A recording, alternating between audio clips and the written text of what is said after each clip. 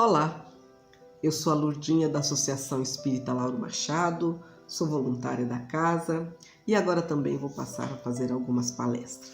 Então, gratidão a Deus e a Jesus, que permite que eu continue trabalhando na seara do Mestre. E vamos então para mais um estudo do nosso Evangelho segundo o Espiritismo. O capítulo que nós vamos falar é o capítulo 16, que tem como título Não se pode servir a Deus e a Mamon. E os itens os itens 11 a 13, que é uma instrução dos espíritos e tem como título Emprego da Fortuna ou Riqueza. Então vamos entender o que diz nesse texto. O item 11 deste capítulo, ele foi uma comunicação feita em Bordeaux em 1861 pelo espírito Cheverus. Então vamos entender o que ele quis nos ensinar. Então ele diz que não se pode servir a Deus e a Mamon. Mamon seria a riqueza material, ou o dinheiro, que também é uma riqueza material. Por quê? Porque quem se deixa dominar pelo amor do ouro, o dinheiro seria no caso, ou os bens materiais, fará qualquer coisa, até vender a própria alma para possuir esses tesouros. Pois ele, esses tesouros, que é o ouro, pode te colocar numa posição acima dos outros homens, dar alegrias das paixões mundanas.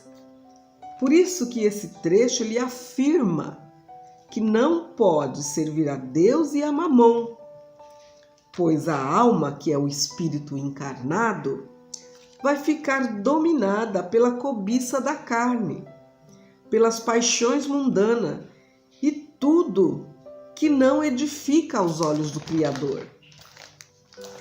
Então, precisamos entender que nós somos usufrutuário dos bens terrenos que Deus nos confiou para nos servir e auxiliar ao próximo. E vamos prestar conta depois do uso que fizemos. É por essa razão que não devemos nos apegar muito aos bens materiais, para não ser o dispenseiro fiel que fala no Evangelho, o dispenseiro fiel. E o melhor emprego da fortuna é quando entendemos o significado da frase que Jesus nos disse: amai-vos uns aos outros. Nela está a solução de todos os problemas. E o segredo de como empregar bem as riquezas está nessa frase: amai-vos uns aos outros. Compreendendo que quando se ama o próximo, desejamos para ele o mesmo que queremos para nós. É a caridade mais agradável a Deus, pois não daremos a ele o supérfluo de uma existência dourada, Pois então, a gente não vai dar para ele o supérfluo de uma existência dourada, mas essa caridade cheia de amor que reergue sem humilhar, Ou seja, dando necessário, entendendo que o teu necessário ainda é supérfluo, mas dando com sabedoria, colocando tuas riquezas sobre o capital que não te falta, um capital que não te faltará jamais e trará grandes interesses nas boas obras. Olha como ele está explicando aqui, Porque se a gente compreender bem essa frase, amai-vos uns aos outros, a gente vai entender, que essa é a caridade mais agradável a Deus. Por que ela é mais agradável a Deus? Porque ela está cheia de amor. Essa caridade ela é cheia de amor, que ela vai reerguer sem humilhar. Não vai humilhar os nossos irmãos, Ou seja, dando o necessário. a gente tem que entender, né, que o nosso necessário ainda é supérfluo, mas dando com sabedoria, colocando as riquezas, né, as nossas riquezas sobre um capital que não nos faltará jamais e nos trará grandes interesses em praticar, né, boas obras, sem medo de ser enganado, sem medo de represálias, né, combatendo o mal, espalhando ao seu redor o bem-estar, o amor de Deus, o amor ao trabalho e o amor também ao próximo. Então, quando você dá você entende o significado dessa frase, então você passa a praticar a caridade dessa forma, né? Entendendo que a maior riqueza é a da inteligência, que deve lhe servir como a do ouro. Olha que interessante. Então, a inteligência é o nosso maior bem. E ela é tanto quanto a riqueza do ouro. Para que a gente possa espalhar sobre os nossos irmãos, né, esses tesouros, os tesouros da instrução, né, o do teu amor. E você vai ver que eles vão dar fruto, eles vão frutificar e muito. Se soubermos entender que a inteligência é a nossa riqueza, nós devemos utilizá-la para o nosso bem e para o bem do nosso próximo, né? Instruindo, aprimorando, aprendendo, criando, não é? Porque isso vai dar fruto. À medida que você vai se desenvolvendo através do estudo, né? Você vai, né, frutificando, vai ser aquela árvore frutífica que vai dar fruto. É isso que está falando o item 11 do Evangelho. Depois eu peço para que vocês dêem uma lidinha, para que vocês entendam o que o Espírito Cheverus veio nos ensinar. Veio ensinar isso, para a gente entender essa frase, né? Entender como empregar bem a fortuna, não é? E continuando no item 12, que esse item também foi uma comunicação do Espírito Protetor em Cracóvia em 1861. Olha quanto tempo, né? Ele também nos explica no item 12 que a vida ela é muito breve para que a gente se preocupe só com o bem-estar material e não dar importância ao nosso aprimoramento moral. Então ele vem chamar a nossa atenção para que a gente possa entender que a vida aqui, como nós costumamos falar, nós estamos de passagem, ela é passageira, né? Uns passam um mês, um dia, 10 anos, 80 anos, mas isso, né, em relação ao plano espiritual, é passageiro. Então ele fala pra gente, né, explica pra gente, a vida é muito breve para a gente se preocupar só com os bens materiais e não dá importância ao aprimoramento moral, que deve ser contado para a nossa eternidade, que é o aprimoramento moral que vai contar para a nossa vida espiritual, né? Vai para toda a vida.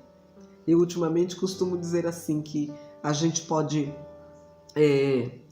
fazer tudo o que a gente quiser, mas a gente precisa analisar, porque nós somos espíritos eternos, então nós vamos levar para toda a vida, né? Então, ele fala para a gente então ter esse cuidado de ver, né? E dar importância para a gente aprimorar a nossa moral, né? Porque é a moral que vai contar para a eternidade. E nessa contagem não vai incluir os bens materiais, né?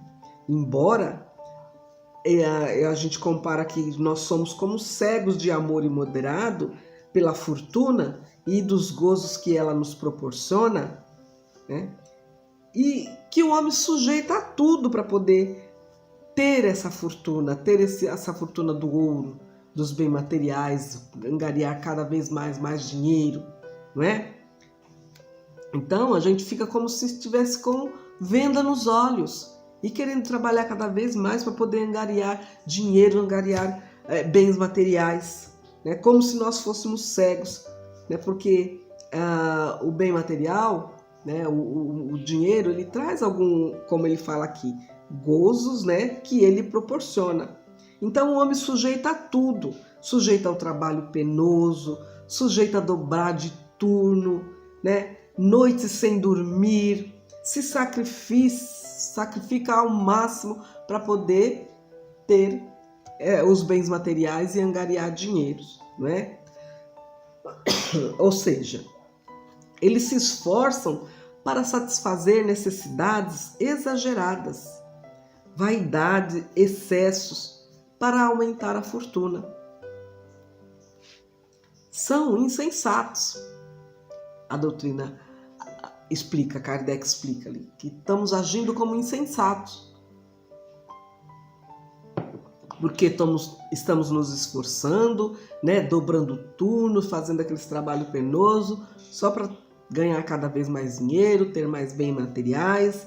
Então é isso que ele está falando aqui. Então a gente está agindo como insensato, acreditando que realmente será contado esses esforços e esses cuidados na aquisição dos bens terrenos, onde, né, o que lhes move são o orgulho e o egoísmo. Nessa ânsia de angariar as coisas, a gente não percebe que o que está movendo a gente a fazer isso é o orgulho e o egoísmo, né? Porque a gente não está pensando no futuro, né? Não pensando no futuro, que nós temos um futuro. E o futuro, de acordo com a doutrina espírita, não é aqui na Terra. O futuro é no plano espiritual, na nossa verdadeira vida. E no dever que nós temos de ter solidariedade fraternal. Principalmente porque a gente tem melhores condições, né? Pensando só no bem-estar do corpo, né? Do seu próprio corpo físico, esquecendo que é um espírito eterno. Vou até repetir esse trechinho aqui que é muito interessante. Então, naquela ânsia de angariar, né, dinheiro, de ter bens materiais, a gente começa a trabalhar, né, não escolhe tipo de serviço, trabalho penoso, né, dobra turno, passa uma noite sem dormir, trabalha 2, 3 empregos, né? E a gente esquece, não se percebe que o que está movendo a gente a fazer tudo isso é o orgulho e o egoísmo, não é? Não pensando no futuro, no dever de ter solidariedade fraternal, principalmente porque temos melhores condições, podemos ajudar, não é? Pensando só no bem-estar do nosso corpo físico, esquecendo que nós somos espíritos eternos, que esse futuro que a gente fala aqui, que ele cita no Evangelho, é o futuro na verdadeira vida, que não é aqui no plano terra, é no plano espiritual, né? Então esse espírito protetor, ele vem nos explicar isso, que o objetivo principal, nós não podemos esquecer, né? Que a vida ela é muito breve para que a gente está se preocupando tanto assim. A gente tem que se preocupar mais com o nosso aprimoramento moral, adquirir virtudes, porque é os sentimentos que nós vamos levar. Não vamos levar nada de bem material, porque não vai, além de não caber no caixão, vai ficar tudo aí. Por quê? Porque, como falou no primeiro item, nós somos usufrutuários. Deus nos confiou para que nós pudéssemos usufruir em prol de nossa evolução. Mas eles vão ficar todo aqui, né? Que nem mesmo o nosso corpo vai conosco. Nós vamos despojá-lo dele, né? E no item 13, é também deste mesmo capítulo, né, que a gente está falando, ele é uma comunicação do espírito Fenelon em auge em 1860. E nesse trecho ele também vem explicar ao homem que nós não somos donos dos nossos bens terrenos. Nós somos apenas depositário e gerente dos bens que Deus nos confiou. Ele nos confiou para a nossa evolução. Por isso será pedido conta do emprego que fizemos, né? Do emprego que a gente fez em virtude do nosso livre-arbítrio. Porque Deus, ele nos deu livre-arbítrio. E ele é tão poderoso e tão bondoso que ele deixa você plantar o que você quiser. E ele é tão justo e misericordioso que você colhe exatamente o que você plantou. Então aqui nesse trecho, né, Fenelon está explicando para nós, olha, vocês não são donos, vocês são depositário, ou seja, gerente dos bens que Deus nos confiou para a nossa evolução, né? E depois Deus vai nos pedir conta do emprego que a gente fez em virtude do nosso livre-arbítrio. O bom emprego da fortuna consiste em fazer o bem para si e para o seu próximo.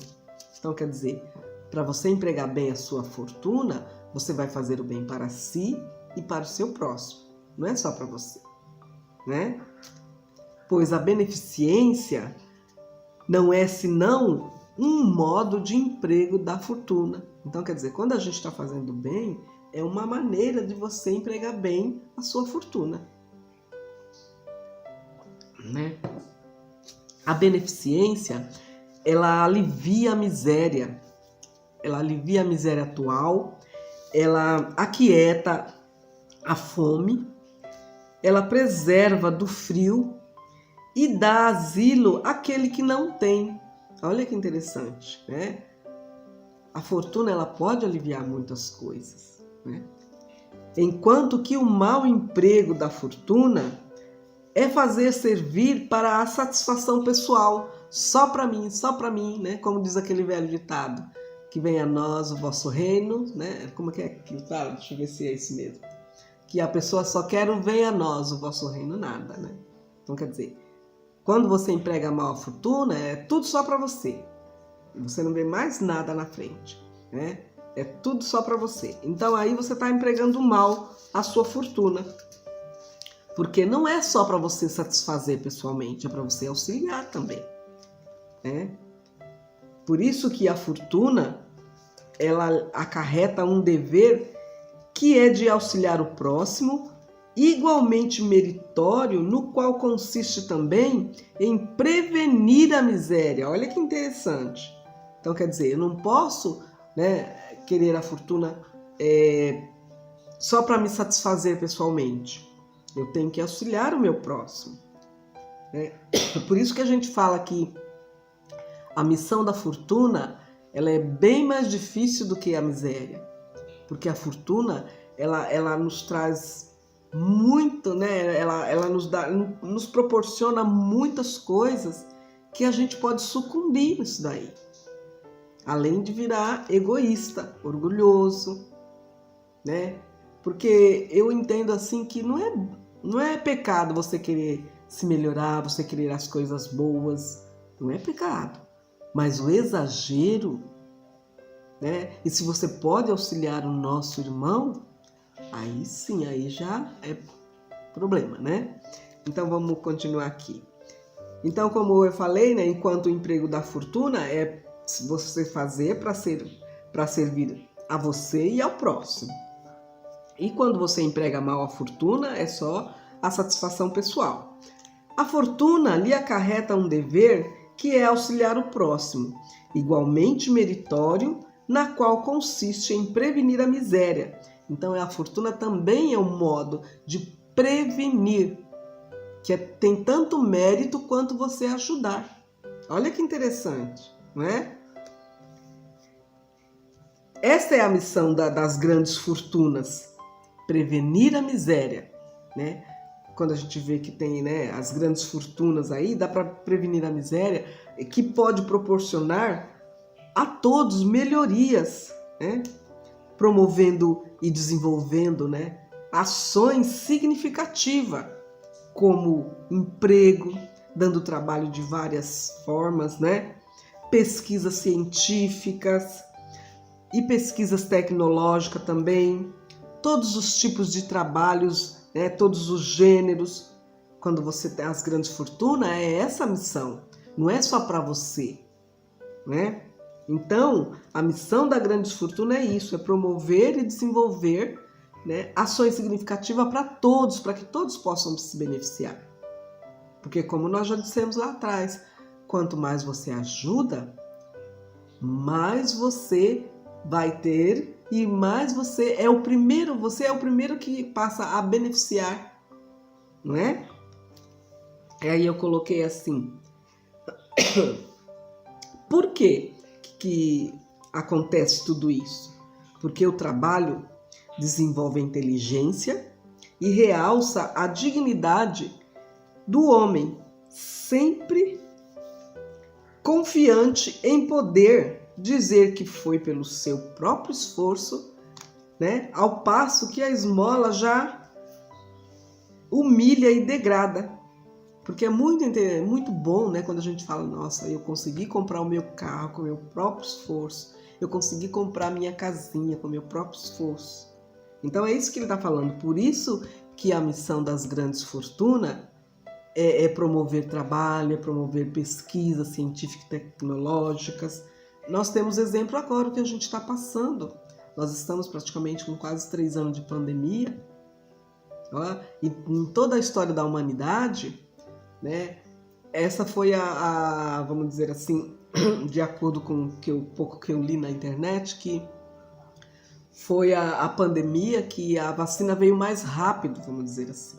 Até muitos ficaram na dúvida, né?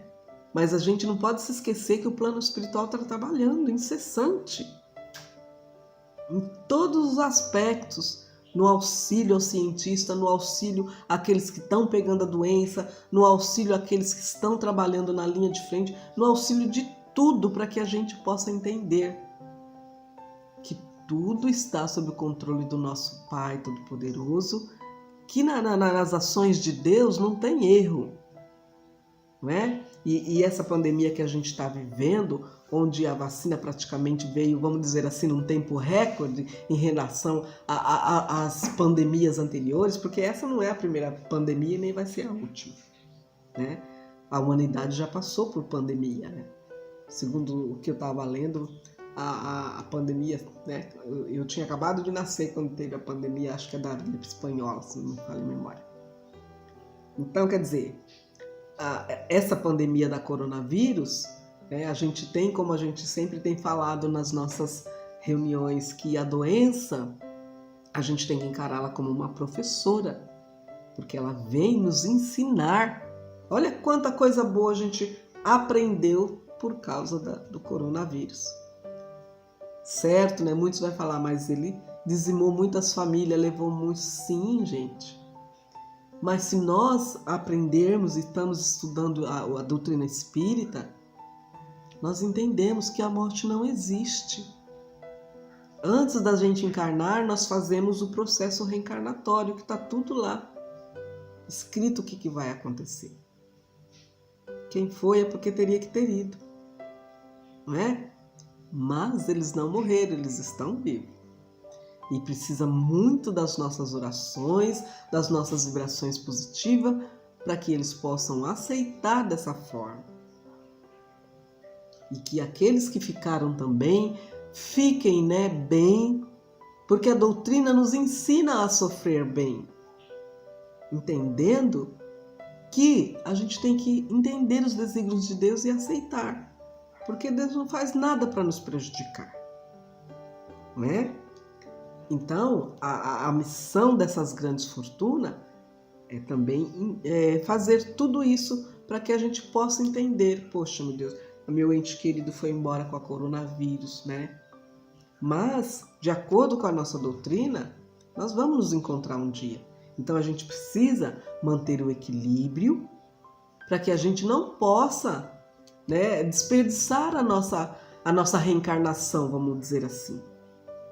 Porque a gente viu que foi muita gente e ainda está morrendo muita gente. A pandemia ainda não acabou.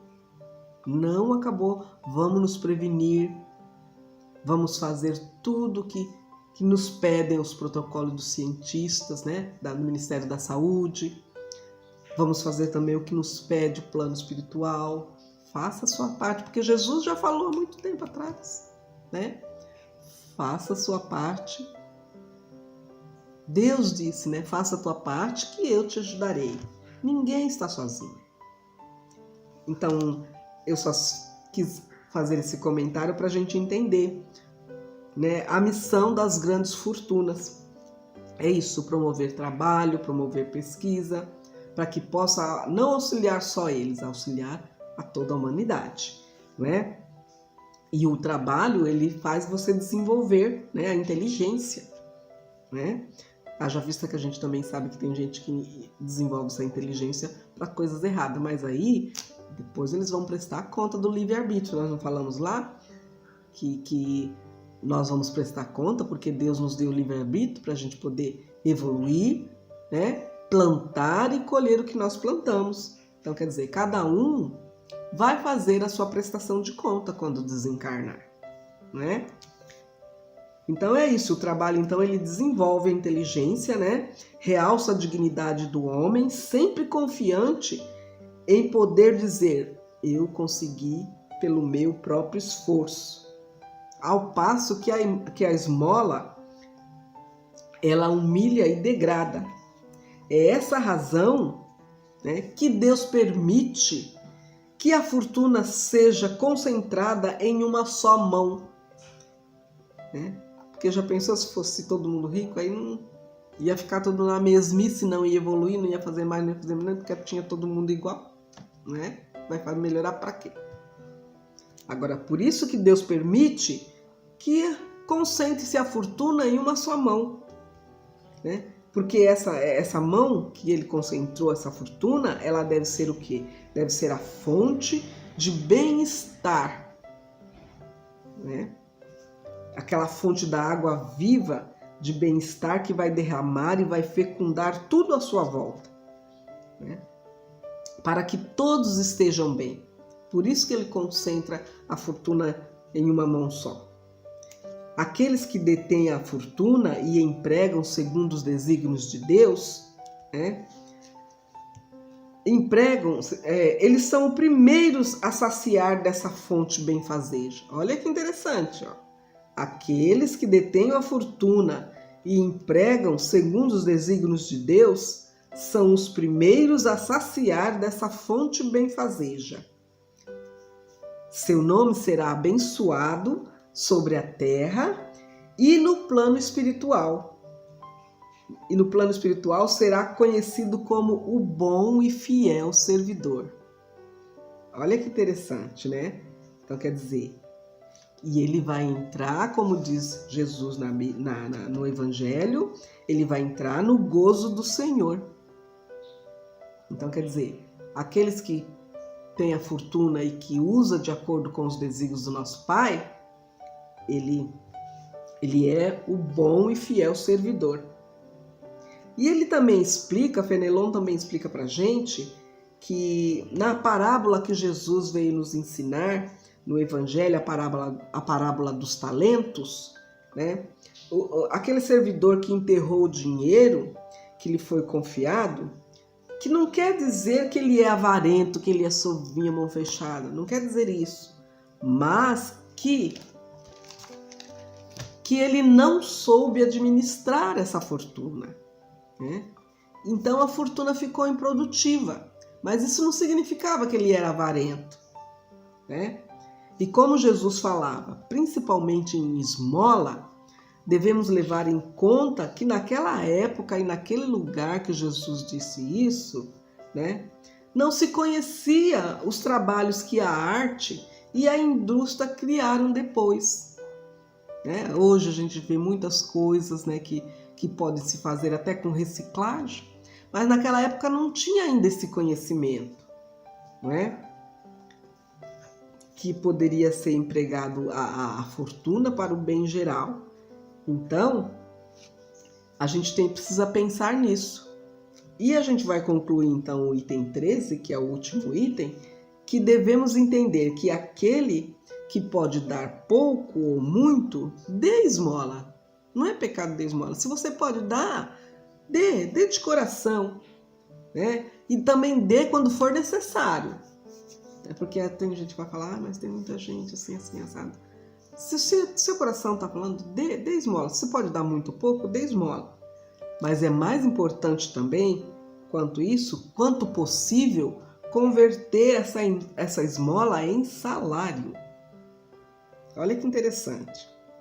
Se você pode dar esmola, dá esmola. Mas se você puder converter essa esmola em salário, é bem mais gratificante. Por quê? Porque aquele que vai receber essa esmola, ele não vai se envergonhar. Porque é muito triste você precisar pedir a alguém, né, um auxílio para você comer, para você sustentar seus filhos. A gente tem vários exemplos disso, principalmente nessa pandemia, né? A gente também vê de tudo também, né? Vê também que a gente teve uns também que exploraram também um pouquinho. Mas como a doutrina nos ensina que a gente deve ser justo, que Deus, nosso Pai, é justo e misericordioso, nós temos que entender, como eu falei aqui, nós somos espíritos eternos, né?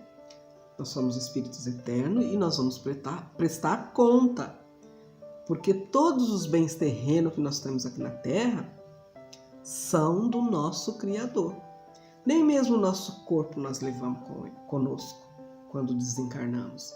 Ele vai para o pó e, como Jesus falou, né, que ele veio do pó e do pó ele vai voltar. Então ele se desfaz. Então nós não vamos levar nem o nosso corpo, né? Então, nessa instrução dos espíritos sobre o emprego da fortuna, né, que fala nesse item 11, 12, 13, depois, se vocês tiverem um tempinho, dê uma lida na íntegra, ele nos deixa bem claro que nós não somos donos, nós somos usufrutuário dos bens divinos que nos foi confiado para que nós pudéssemos, né, nos desenvolver e aprimorarmos para a nossa evolução. Que nós temos que entender que nós somos espíritos eternos. E também temos que entender que a nossa vida aqui na Terra, ela é muito breve para a gente se preocupar com os nossos bens terrenos e não com o nosso aprimoramento moral. Nós precisamos sim preocupar mais com o nosso aprimoramento moral, porque tudo que é material vai ficar aqui, né? E a gente vai levar para o plano espiritual, que é a verdadeira vida, o que realmente for nosso, que é o que nós conseguimos, né, angariar de sentimentos, né? A gente espera que sejam sentimentos positivos, né? Que nós adquirimos, né, as virtudes necessárias, né? A benevolência, a caridade, a paz, a paciência. Essas são as virtudes que a gente tem que procurar, né? Que através das asas da sabedoria, que é o amor, né, e o saber, a gente poder ser caridoso, ser benevolente, ser paciente, ser tolerante consigo e com quem está ao seu redor. É isso que a gente passa para vocês agora no emprego da fortuna. Vamos empregar então a nossa fortuna, né, de acordo com os desígnios do nosso Pai, né? Não só para nós, mas para todos, né? Porque nós somos só usufrutuários. Muito obrigado, que assim seja, que Deus abençoe a todos.